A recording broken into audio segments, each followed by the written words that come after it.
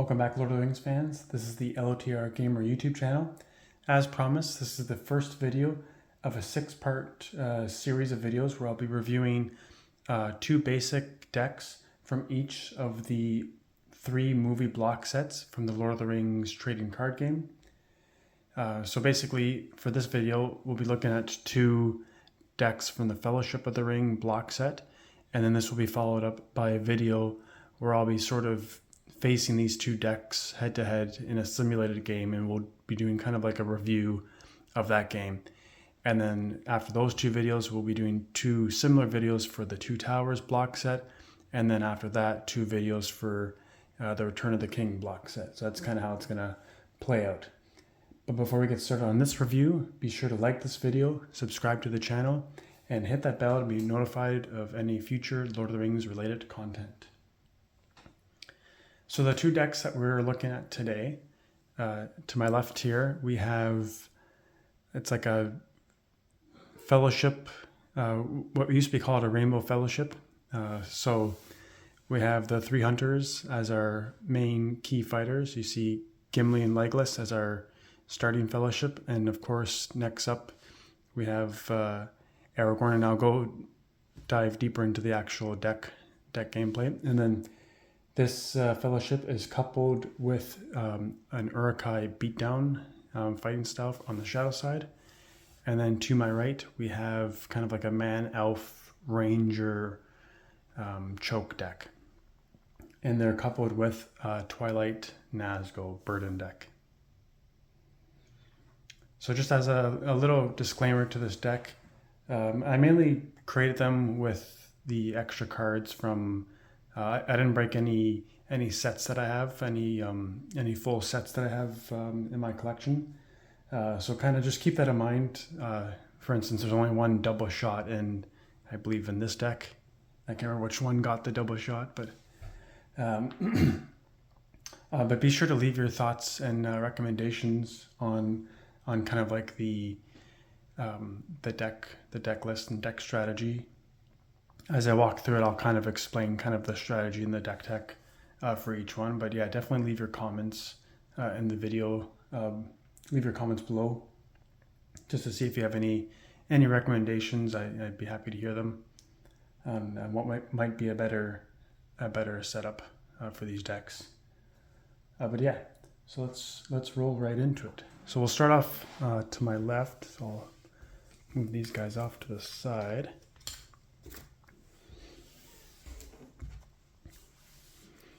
So as mentioned, we have, and I decided to use the movie promo versions of these cards just because they kind of look cool.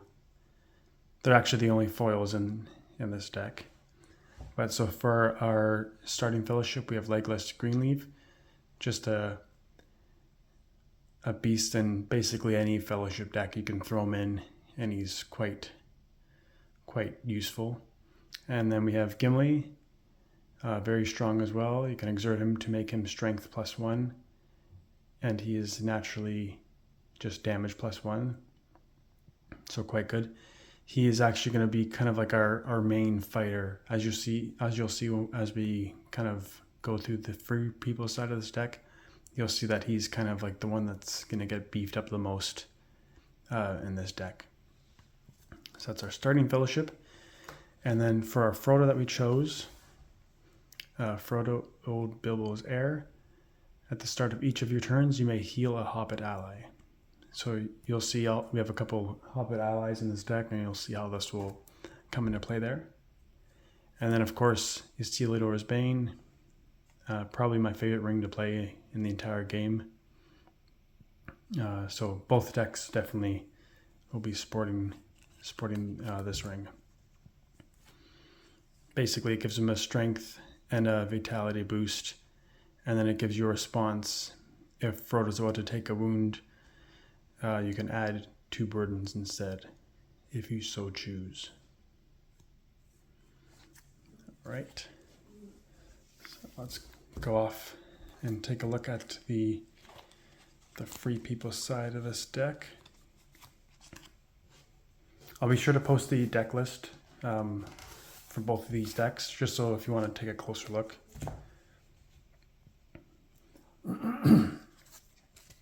for decks, just as a minimum requirement, each side of the deck requires at least 30 cards. You are required to have the same number of cards. So for instance, these are 32 and 32, so they have to be equal and they have to be at least 30 cards. Typically you'll want anywhere from 30 up to probably 35. It starts to get a little beefy. You can go obviously larger than that if you want, but your deck play should have a lot of drawing power. I know dwarf decks, if you have like a solely dwarf deck, those decks are more geared towards delving and drawing lots of cards. So of course that kind of deck strategy is a little different. So for this one, because we want to try to cycle through cards a little quicker, we have 32 cards. So for this one, we have one copy of Aragorn. So Aragorn, this version of Aragorn in particularly, we are playing with, and just another kind of disclaimer, I won't be going through the sites, but we will be playing with Site 1, the Prancing Pony. So very common Site 1 for the Fellowship block, because you add a burden to basically play Aragorn from your draw deck. So super handy. If you don't win, if you don't bid high enough to play your Site 1, no big deal. This deck, it doesn't really revolve around Aragorn too much. He is kind of more of like a handy person late in the game to play, and then you can exert him to make him Defender +1. So basically, in the assignment phase, when you have to figure out which minions are going to face off against which companions, if you make him Defender +1 or +2, or say +3, he can take on that many more minions that you can assign to him. So if you get swarmed on, Site 8 or 9, and that's when he comes in later in the game, and he's kind of more just trying to absorb more minions just to kind of take them away from Frodo. That's where this game text will be really handy. I got him there. For this deck, we have three Gandalf, friend of the Shirefolk. So with this card, he is strength +1 for each of the following races that you can spot. So basically, if he comes into play with the 3 hunters plus Frodo in play, right away he is strength +4. So now, as mentioned, Aragorn might not be playing until later in the game, but either way you'll be looking at strength +9 for Gandalf there. So pretty good.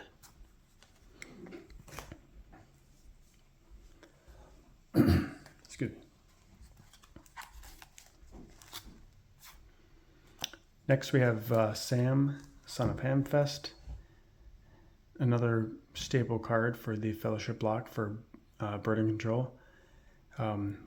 Super handy. You can play him, exert him 3 times to remove 3 burdens, and then maybe if you want to kill him off right away, you can have him face some big beastie minion, and he can, take on one of the 2 skirmishes you have to against, say, the Balrog or something like that.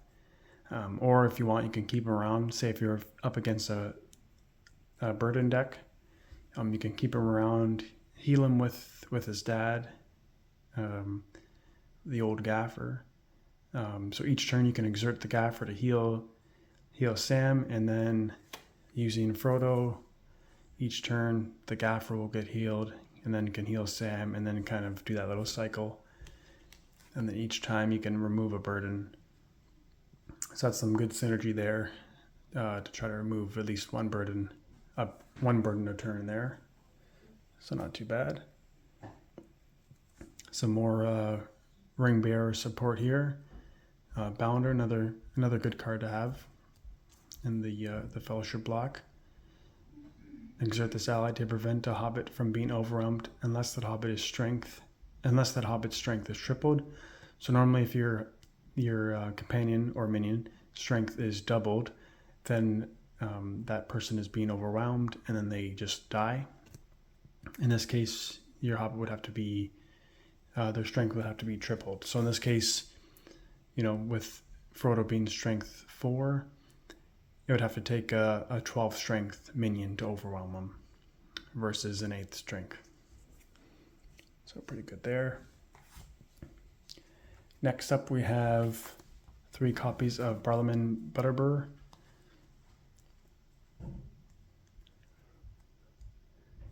So very handy ally to have in the Gandalf culture.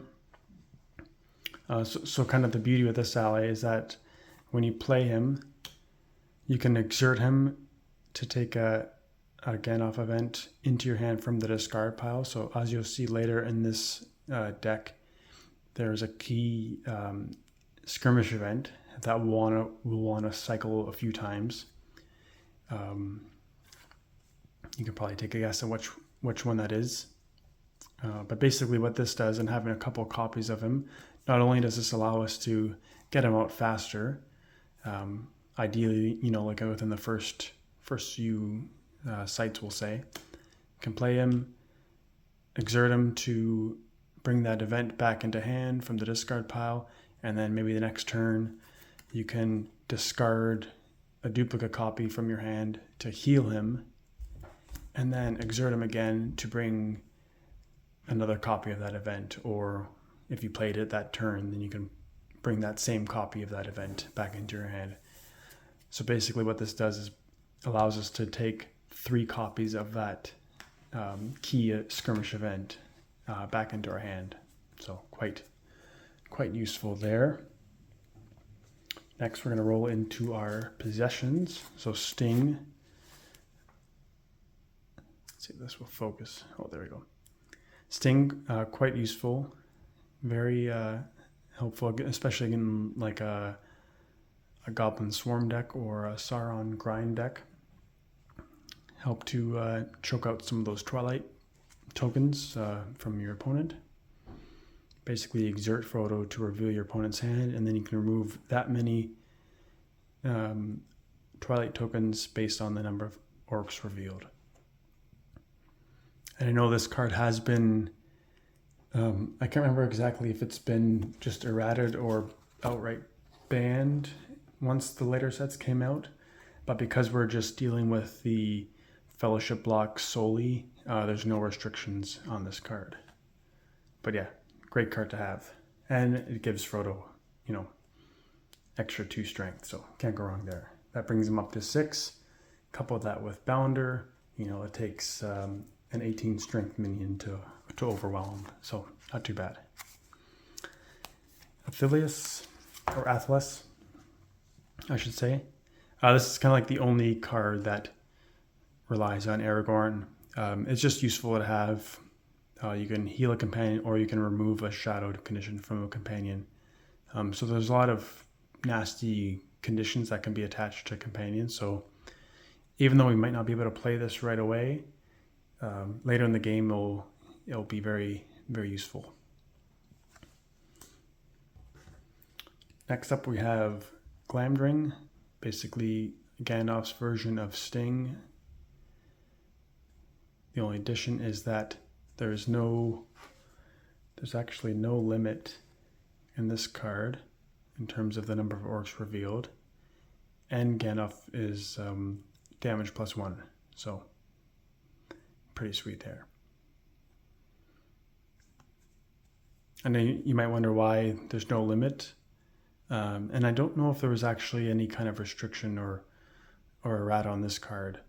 I know the key difference is that with Frodo almost never fights, so things like throwing archery wounds on Frodo, exerting him to do things, kind of doesn't come at a huge cost, whereas if you want to throw archery wounds at Gandalf or Aragorn or Gimli, those are your fighters. You just put them at risk at potentially dying the next turn if you do things like that. So it'd be a little riskier to exert Gandalf to do this. Although perhaps one thing you would do, and one way I'd recommend it, you would do it, depending, especially if you've racked up a lot of Twilight cost, if you exerted Frodo, and for whatever reason they had a lot of orcs in their hand, and say they had 6, and you only removed 4 because of the limit, then you can always exert Gandalf and then remove 6 from that to get the 10 Twilight cost removed. I don't see that case happening, but you never know.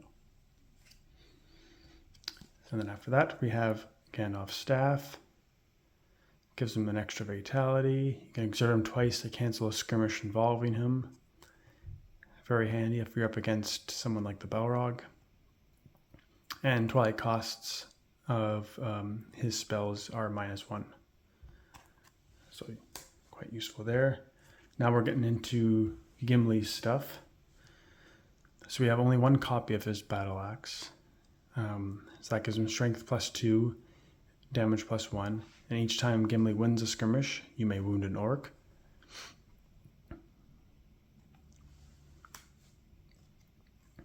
We'll get 2 copies of his helm. I couldn't find another copy of the actual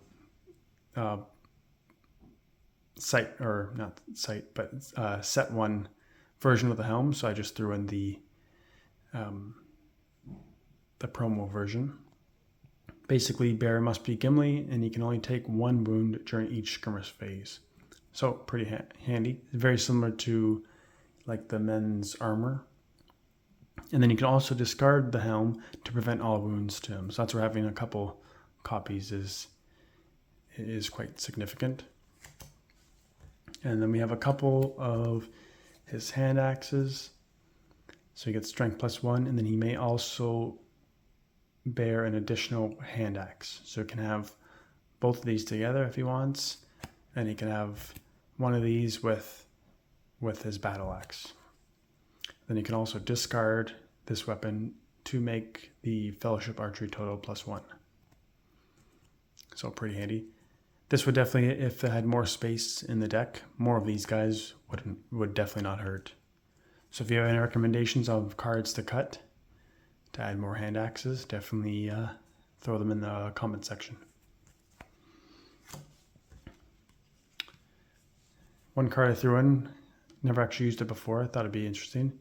The Dwarven Bracers, you get strength +1, and if the bear is about to take a wound, you can discard this possession to prevent that wound.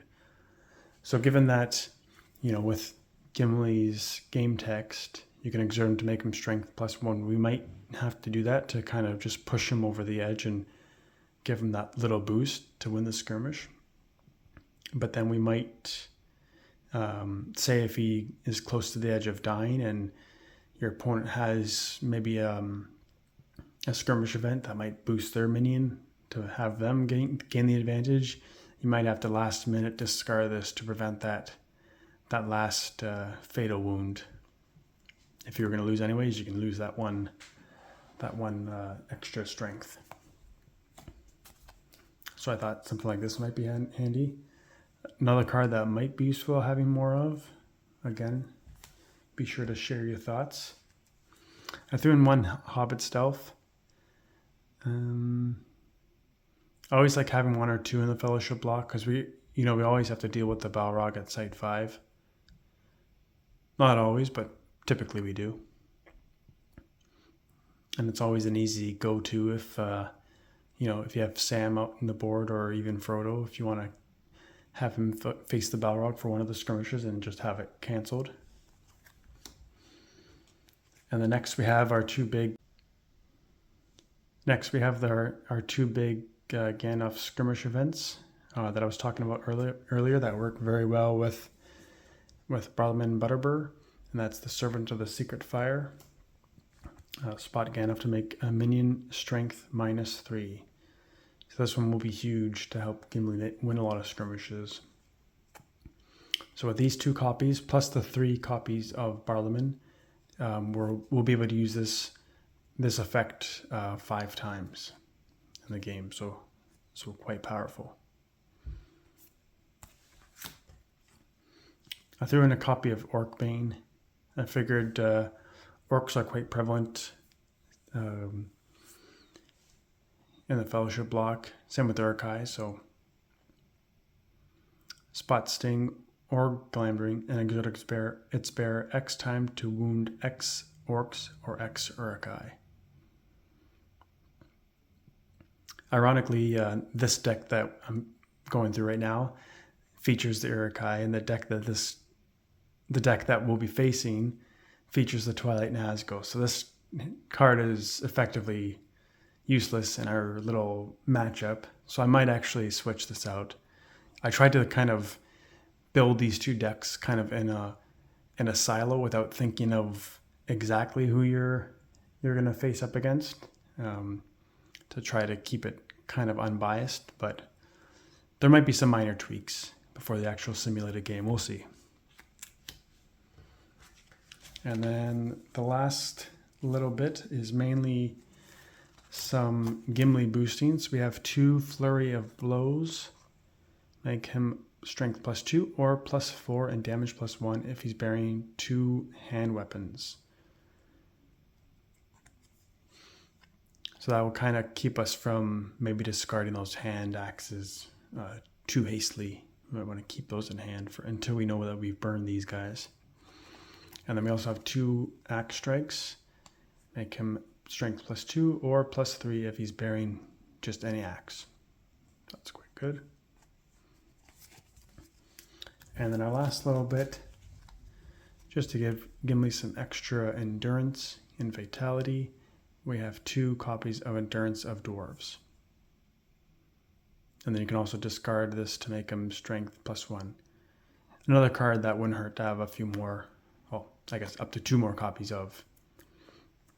I didn't mention it, but the maximum copies of cards you can have is 4 in a deck. So that's our Free People side. Quickly tidy these cards up, and we'll go into the shadow side.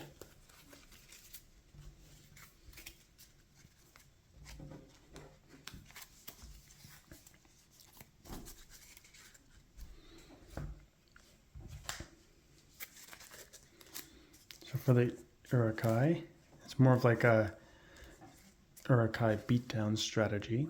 So we have 1 copy of Lurtz, Servant of Isengard. Very strong, kind of expensive cost-wise, 7. Strength 13, he's an archer, damage +1. Damage +1 being quite consistent across all Uruk-Hai. And then you can spot another Uruk-Hai to make Lurtz Fierce. So for those that don't know, Fierce is basically, that means you have to fight him twice, essentially. So typically when you're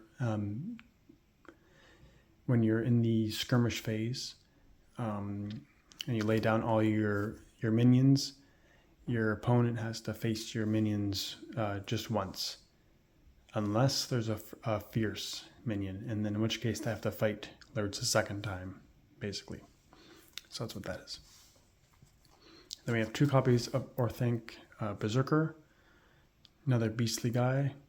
Spot 5 burdens and exert the Berserker twice to exhaust a companion, except the Ring Bearer. So this happens in the maneuver phase before the archery phase. So this, assuming we can get them up to 5 burdens, this will be quite powerful. 2 copies of the Troop of Uruk-Hai. Kind of costly, 5 with strength with strength 9. But the key thing is the game text here. A character skirmishing this minion does not gain strength bonuses from weapons. So that's quite a useful game text. Next we have 1 copy of Urk Lieutenant. I thought I had more copies of these. This is definitely a card that you'd probably want 4 copies of in an Uruk-Hai deck, just because it's pretty cheap with the cost of 3, and it gets strength. This minion is strength +1 for each other Uruk-Hai you can spot, so you can daisy chain them pretty well. Then we have 2 copies of Uruk-Guard. Exert this minion and spot a companion to prevent that opponent from assigning that companion to this minion. So this is actually quite useful because you can, in the assignment phase, so right when your opponent's trying to figure out which minion's going to fight which of their companions, you can basically exert this minion and identify a particular companion, say Aragorn, who might be their strongest companion, and say, yeah, Aragorn can't fight this guy. And then now your opponent has to figure out, okay, if Aragorn can't fight this Uruk-Hai, now they have to, reassign them to maybe their second strongest companion or something like that.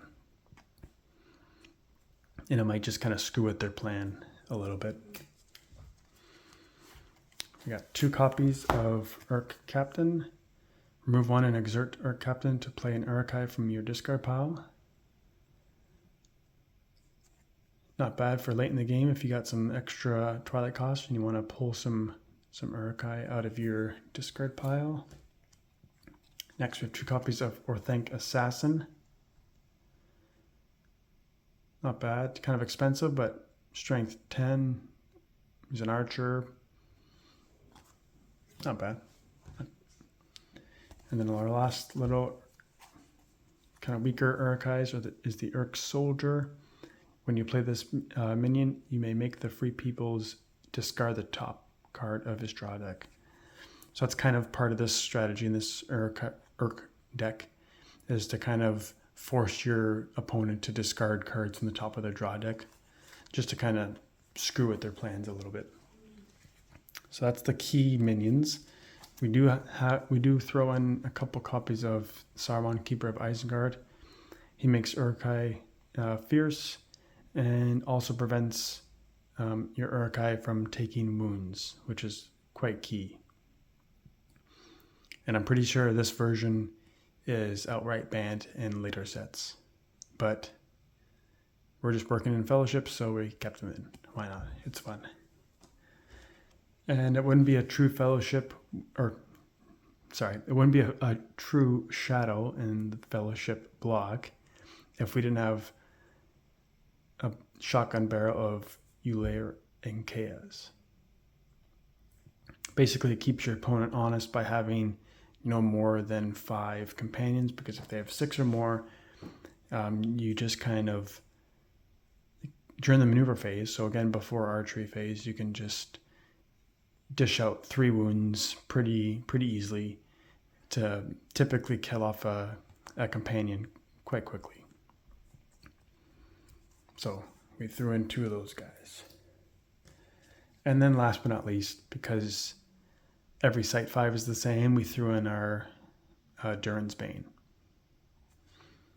So that's our shadow side. For possessions, we just have 4 copies of the Uruk-Hai sword. Gives the Urks a couple strength bonuses, plus if they win the skirmish, again, the free peoples must discard the top card of their draw deck.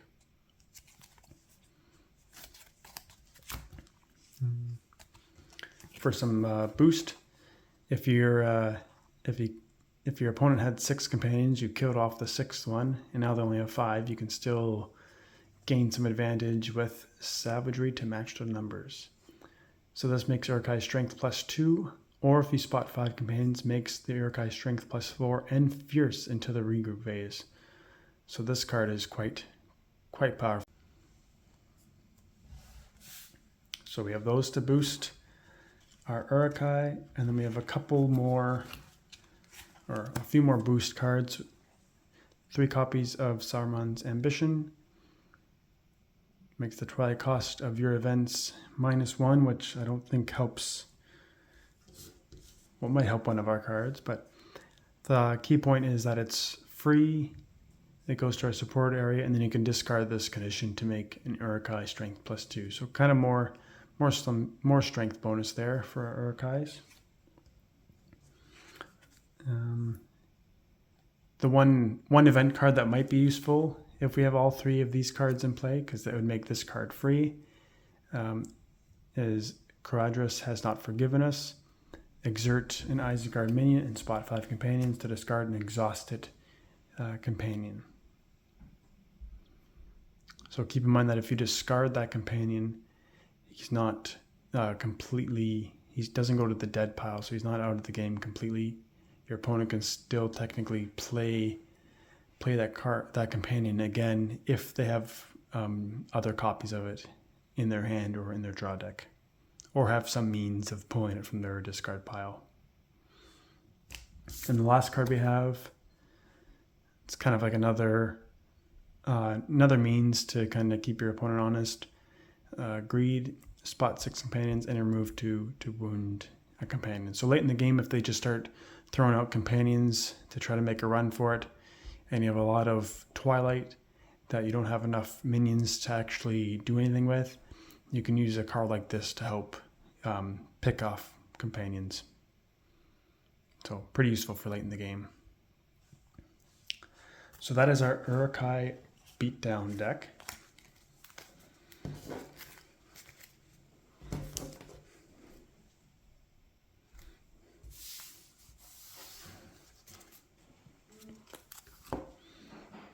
So quickly tidy up and we'll go through the Man Elf Ranger Choke deck with Twilight Nazgul.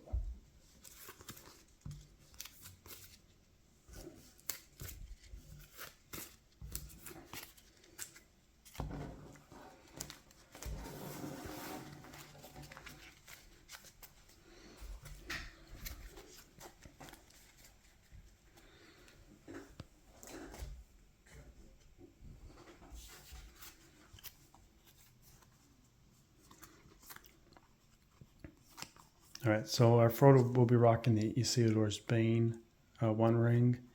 This time we'll be using Frodo Reluctant Adventurer, mainly because we don't have any Hobbit allies in this version, or in this deck.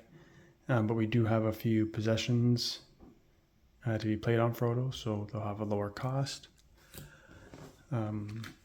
As mentioned, Legolas Greenleaf is just a beast and almost useful in every Fellowship deck. And because we're using Rangers, we'll rock with Arwen, daughter of Elrond. I'm starting to think I might just have to switch the shadow decks just to kind of make the simulated game a little more interesting.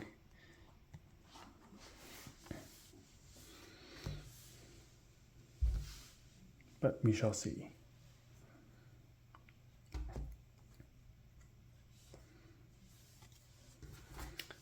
All right, so this deck I believe is a 30-30. So it's a little smaller than the last deck. So our main companions in this are just basically 3 Rangers and Legolas, plus Sam. But again, we roll with Sight 1, the Prancing Pony, so ideally we get Aragorn early. If not, we got an extra copy to try to get him early, and worst case, we got an extra copy to heal him later in the game. So because it's a bit of a choke deck, so choke meaning that you try to reduce the number of Twilight costs you have for your shadow opponent to use. So try to make it difficult for your opponent to actually play shadow cards. This is where this will come into play. Each time the Fellowship moves during the Fellowship phase, remove 2. So it doesn't work if you're double moving each turn, but it helps each time you move during the Fellowship phase. So there's that one. And then we have Boromir, Lord of Gondor. Boromir is not overwhelmed unless he's strength tripled. Well, which is quite strong. Him with an armor, which basically nullifies any damage plus keywords. He can basically take on the Balrog twice with this game text. And we got 2 of him. So hopefully we get those guys out relatively early. We have Sam for some quick burden control. Because we have no Gaffer or really much healing other than at the sanctuary sites. For this, odds are we'd probably just remove the 3 burdens and then kill off Sam, just so he doesn't have to kind add more Twilight each turn, but again, those are kind of game day decisions. So we throw in Elrond, and you'll see part of the reason why is, well, one, to help draw cards, which is a great aspect. Right off the bat, you can, if you've played a lot one turn, you can exert Elrond 3 times to draw 3 cards. So quite useful. And then not only that, he heals himself every turn. So pretty sweet. But as well, there's a card later on that will help boost the strength of our boys of Gondor. So by spotting elves. So spotting another elf will be useful there. And I kind of lied. We do have one Hobbit ally, and that is our Bounder. There he is. I already spoke of him for the last deck, so I won't speak of him this deck. Same with this Sting. So some ring bearer protection there. And we also threw in a mithril coat. So this would be a bit cheaper because of the Frodo we chose, as well as it'll reduce the archery total, the minion archery total, and then minions skirmishing Frodo does not gain strength bonuses from weapons and loses all damage bonuses. So this would actually be kind of useful if he ends up having to face off against an Uruk-Hai. So, maybe I'll just keep the decks as is.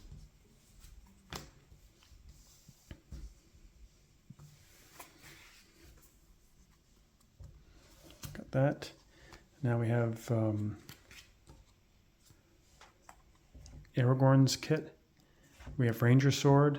So Aragorn is strength +2 and damage +1 from his sword. Aragorn's bow basically makes him like Legolas Greenleaf. He's an archer, and then you can exert him to do direct wounds, but then you do not add his archery to the Fellowship archery total. Then Boromir has his blade of Gondor. He gets strength +2, damage +1, and then you can exert Boromir to wound an orc or Uruk-Hai he is skirmishing. For Arwen, we have Gwemagil. I think I said that correctly. She's strength +2, damage +1, and then you can exert Arwen or discard 2 cards from hand to make her strength +1. So with the discarding of 2 cards aspect, it's good to kind of, if there's any extra cards in your hand that you want to kind of burn out. It's kind of handy, and then you can just draw back up to 8 next turn. Because of that aspect, we could probably add a couple more cards to this deck, make it like 32 or something like that. But we'll leave it as is, unless someone in the comments section has a compelling argument.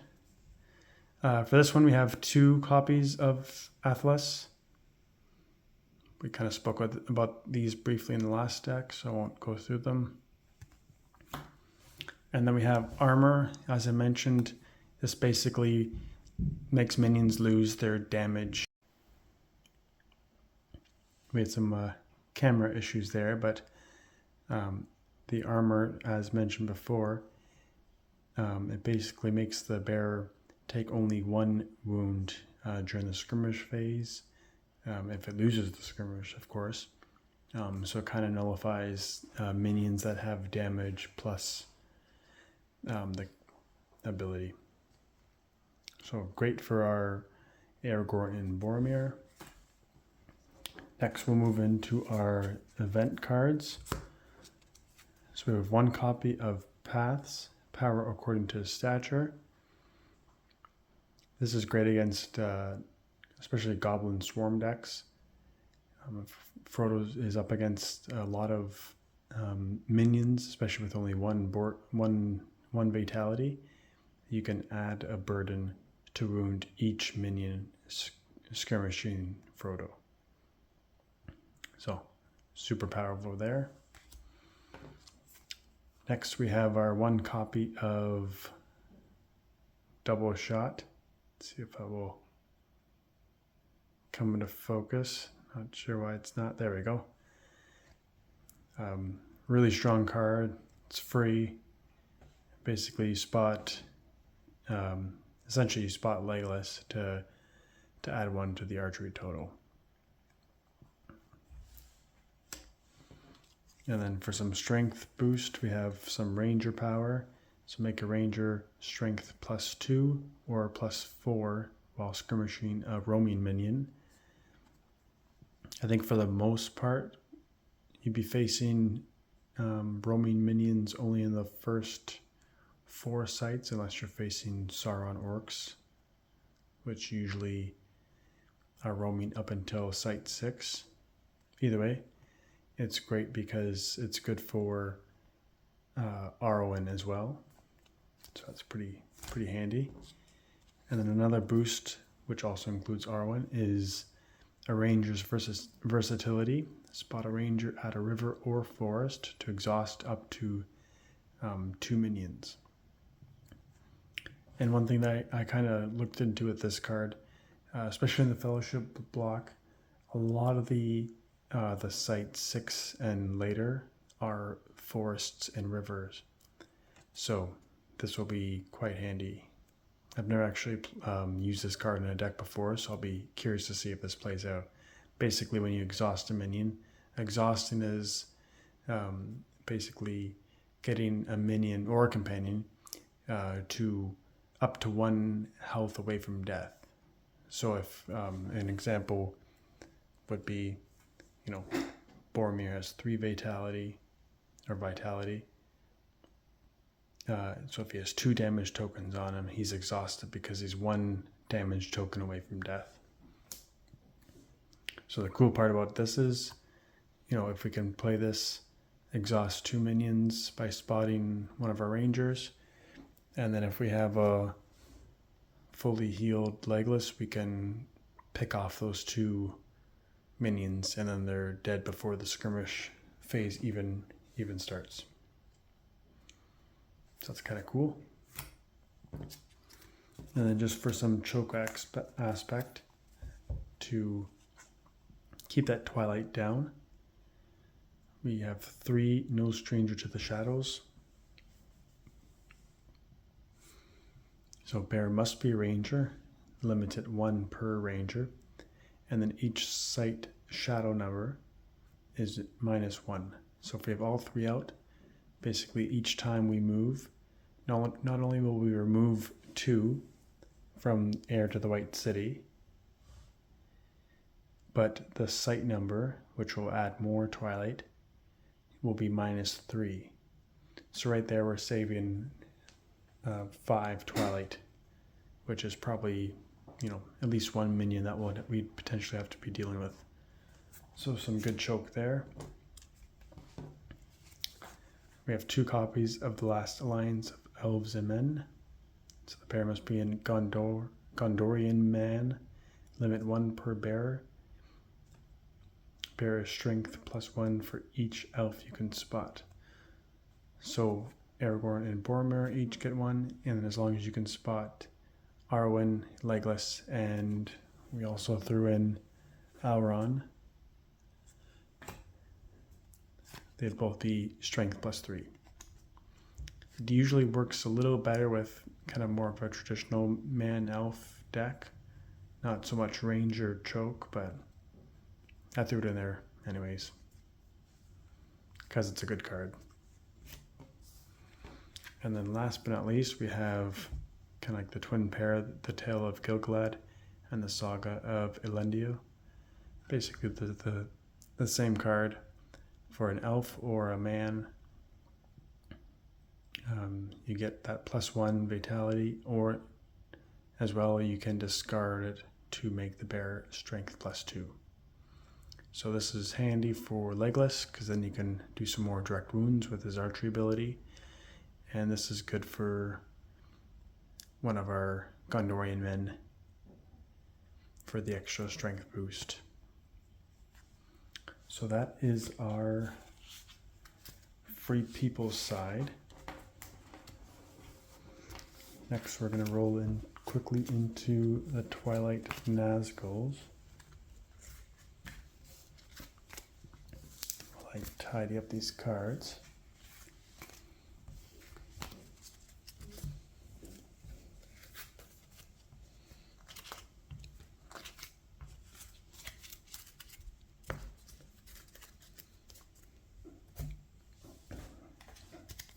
All right. So for this Twilight Nazgul deck, the big portion of it is trying to get a lot of wounds and burdens on Frodo. One thing I didn't really mention so much, because kind of the assumption is that everyone who's watching this video is already more or less knows how to play, but the goal of this game is to basically kill Frodo. Frodo is your ring bearer, and the goal is to kill your opponent's ring bearer, or make it to Site 9 and survive. But if you can kill Frodo, then you win. One way of doing that is obviously getting up to 5 fatality or 5 wounds on Frodo to kill him, or you can corrupt him by getting 10 burdens based on his resistance number, and that's how you can corrupt him.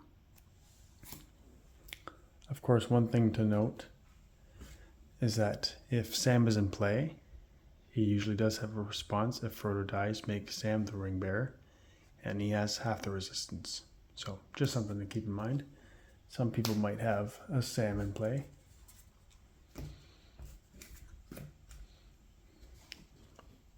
All right, so let's get rolling on the Shadow.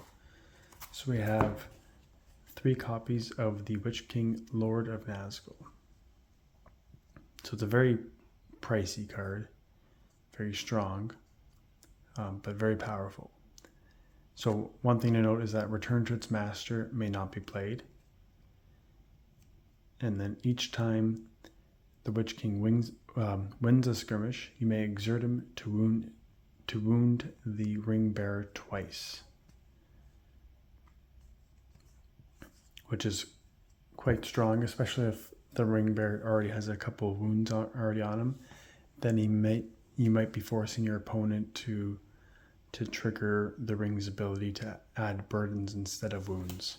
So keep that in mind. We have 1 copy of Ullair and Tea, the Easterling, primarily for some ally destruction. And it's just a strong minion as well. This is good if your opponent has, somebody like Elrond, who's doing a lot of card drawing, and if they're exhausted, you can quickly play this guy to deal that fatal wound to Elrond. We have a little bit of a different setup with Ullair and Tea. We have one of our typical spot 6 companions to start dishing out some wounds in the maneuver phase. But then we also have 2 of the Twilight version, where each time Ullair and Tea wins a skirmish, you may exert him to wound the ring bearer once, or twice if you spot 5 burdens. So again, we get some more ring bearer wounding action there.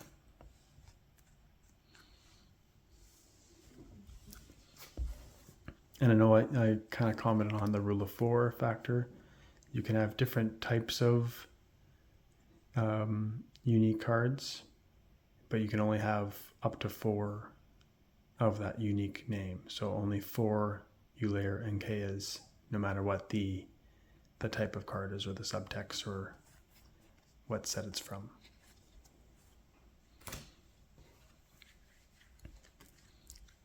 Then we have 4 Ullair Nelia. I think I said that right. This is a pretty a great card. Once you get a couple wounds or burdens on the ring bearer, then it becomes fierce and damage +1. So just a powerful force to be reckoned with. I threw in a Bill Fernie just because I had the space, and it's kind of a fun card. Nazguls are not roaming, well, for the most part, by Site 3, they're not roaming, but... And the free people may not assign a character to skirmish Bill Ferny. So basically, you get to assign Bill Ferny who he's going to fight. So it kind of adds as a 4 strength bonus potentially to one of your Nazguls. And then we have our Balrog for Site 5.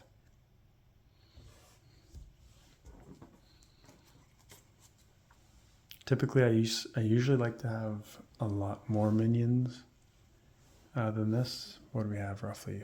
4, 8. We have like 11 Nazgul plus Bill plus the Balrog.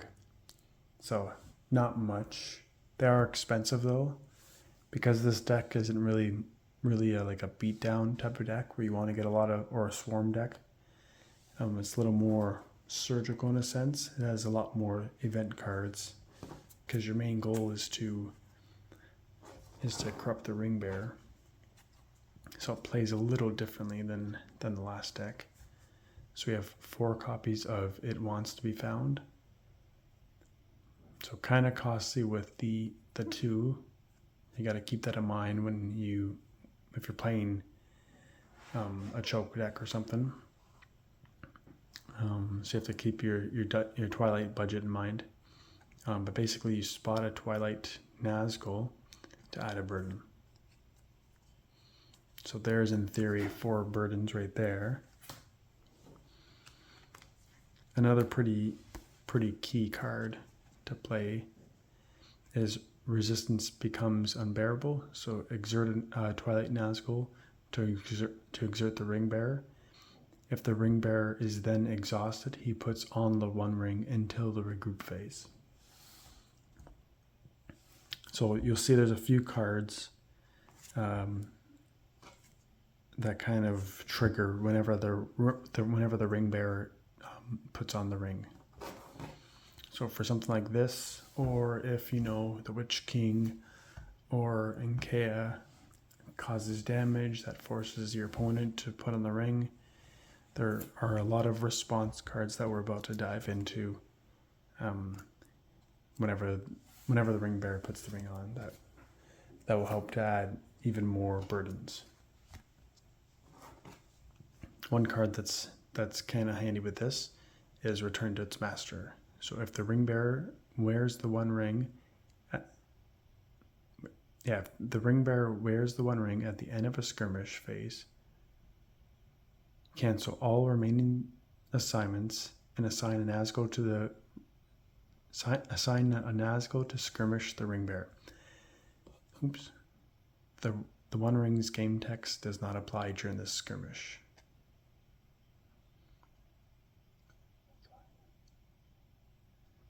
So basically,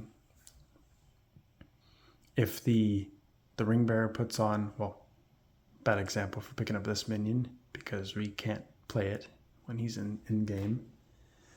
But essentially, like, say if NK is out there and his effect causes the ring bearer to put on the 1 ring, then we can play Return to its Master.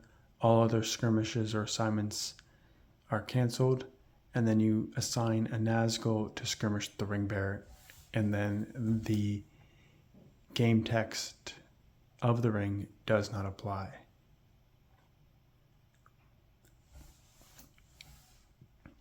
So that's pretty sweet because there's a good chance that you'll be able to overwhelm the ring bearer with this card.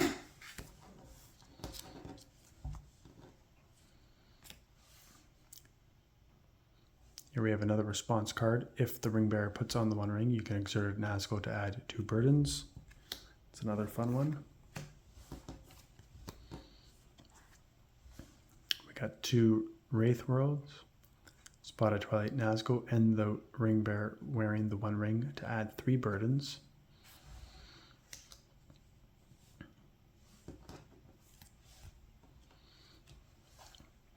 Two copies of In the the ring wraith's wake. If a Nazgul wins a skirmish, the free people may choose to either exert the ring bearer or add a burden.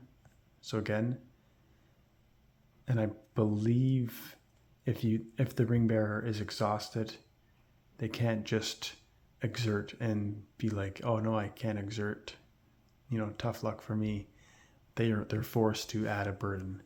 So again, more burdens, more wounds based on exertion to the ring bearer. So a lot of hate on Frodo with this deck, if everything plays out. To help with the expensive cost of Nazguls, we have 3 copies of Morgul Gates.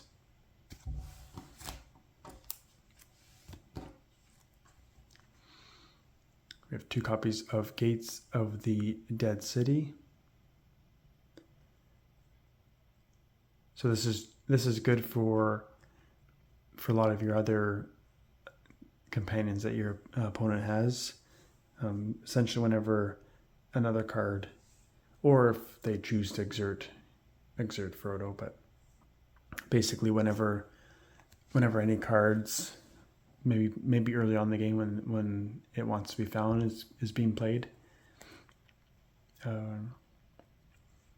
it just helps with softening up your opponent's companions with some exertions. So that helps with that.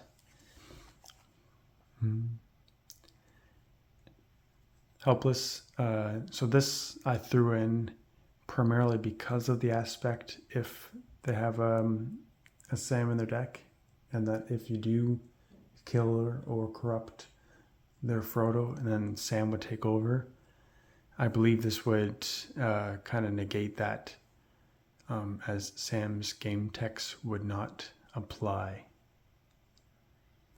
If someone wants to correct me if I'm wrong, but I believe if helpless is on Sam and you kill Frodo, then basically you win the game because they're helpless. At least that's how I'm looking at it. And then our last card we have is Black Breath. Transfer this condition from your support area to a character skirmishing a Nazgul. Burdens and wounds may not be removed from the bearer. So this ideally would probably be tied in more with return to its master. You want to try to get this guy on the ring bearer if you can. But yeah, so that is the Twilight Nazgul Burden deck. As mentioned before, I'm happy to hear comments, recommendations. Especially, I'm going to try to post this video as soon as possible, and maybe give it a few days before I actually kind of play the simulated game. So if there's any kind of little tweaks that people have, I think it'd be cool. I can always make the tweaks before I actually play the simulated game. If you think, keeping in mind that, you've seen what the 2 decks are, but try not to be biased against pitting them directly against each other. Trying to keep them, planning as if you're in a silo kind of thing. Not worrying too much about what the other deck shadow is and whatnot. Yeah, just keeping in mind what the strategy of the decks actually are and whatnot. I think it'd be a fun video. I'll probably just try to film the game kind of in this setting and see how it goes, and then kind of commentate it or maybe like play it kind of one-on-one. We'll see. But yeah, I hope you enjoyed this video. Be sure to leave a comment, like this video, subscribe to the channel, and I hope you enjoyed this video, and I hope you enjoy the next few videos in this series. Thanks for watching, and I'll see you next time.